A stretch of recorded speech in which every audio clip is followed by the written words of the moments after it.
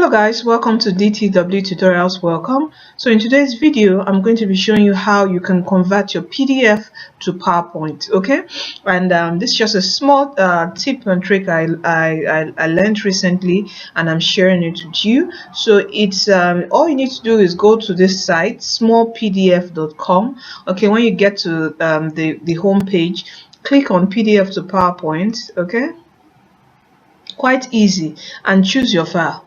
All right, let's say I want to choose a file. I want to choose this, my PDF file. Open. That's you upload it, and as it's uploading, it is converting immediately.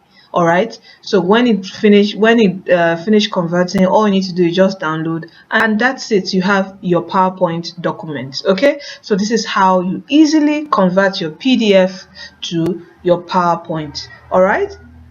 So all you need to do is just click on download, and you download your PowerPoint document. You can see it's already converted. You have the .pptx, that's your PowerPoint. Alright, so this is how you convert your PDF to PowerPoint.